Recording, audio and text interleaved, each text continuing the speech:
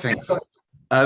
In terms of just Gabriel Martinelli, I know you've spoken about how you wanted to use the right timing with him, and with the Olympics this summer, was that part of the thinking with that in terms of just how much football he's played in the past year? Well, we see the player every day, and we know where the player has to be able to appear in the right frame and then sustain that level into the season.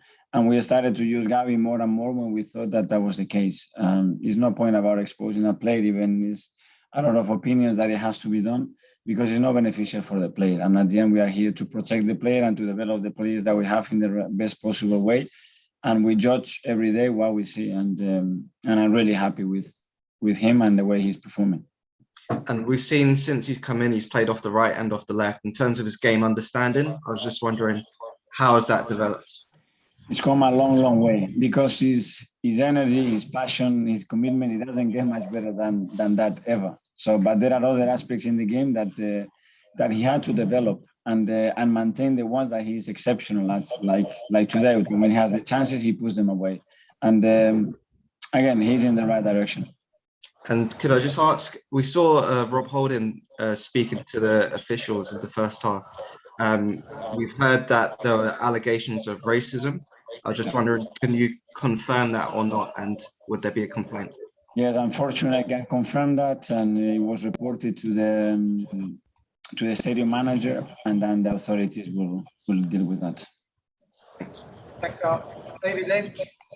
Mikel, is it correct that one of the substitutes maybe heard something from the crowd in that case?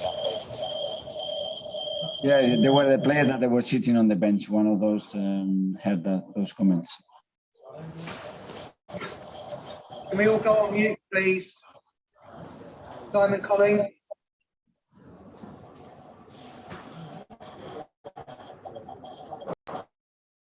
Simon? Hi, Mikel. Can I just ask Mikel, with Tomiyasu, what the issue was there? Was that an injury sustained to his ankle when the tackle went in on him? No, it was more a muscular issue. Obviously, he's got a big load on him. He's played every single minute since he joined us. And even this week, he's been a little bit struggling. So we decided to take him off. He wasn't 100% confident to continue in the game. And hopefully he's not injured. And before the match, you spoke about having to close Colney. I think it was on Thursday. Can you explain a bit more about why that happened? I know in the past it's been closed for sort of deep cleans and things like that. Just what the situation was and what the situation is now. Pure precaution, because we had some cases in the staff, and we wanted to prevent any issues. And everybody that we've seen around us, when they had a few cases, the cases have risen.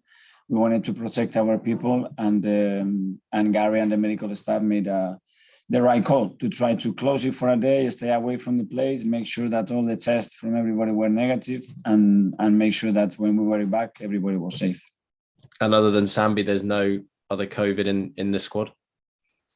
We had another player as well, Pablo. It's with COVID, so unfortunately, they will be out. Thanks, Mikel. Thank you. Oscar? Yeah, hi, Mikel. In a letter to all 20 Premier League clubs, Chief Executive Richard Masters has warned unvaccinated players to get jabbed or risk the season not being finished. What's your message to unvaccinated players, and do you fear a serious shutdown if more don't get jabbed?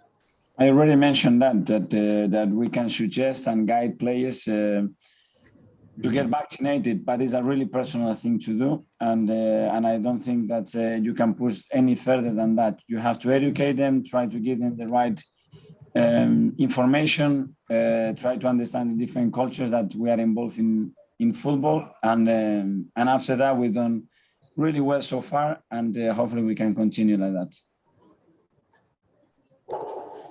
Paul Ryan.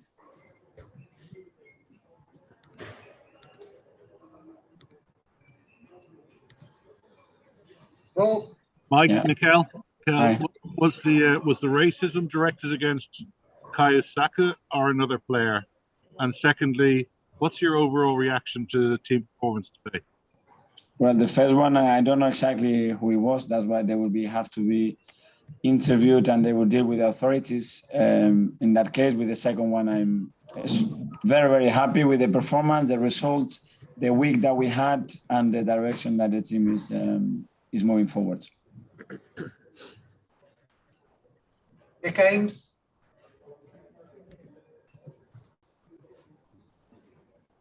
Hi, Mikel. Can you hear me? Yeah. Cool. Obviously, Leeds were weakened by quite a lot of injuries and absences today, so maybe it was a good time to play them. But are you happy with how clinically you took advantage of it? Yeah, it's always very difficult to play against them. When you look at any game that they've played, obviously at the Etihad it was a different story, but when they play Stamford Bridge, any opponent this season, you know the game they're going to face. It wasn't different. They never gave up in the second half. And it's a team that I really, really like.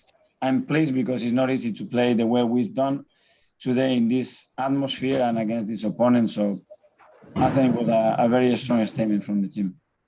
And just on the top four, you've obviously dug yourself further into that position, but the teams below have the games in hand. Would you rather have the points or the games in hand?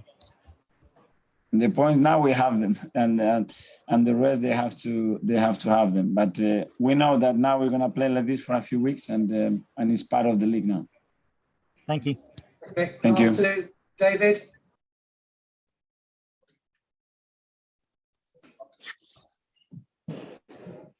Mikel, just on that point, do you feel you've maybe sort of put down a little marker to the likes of Manchester United in the race and West Ham, and the race for top four? Obviously, a great win for West Ham as well.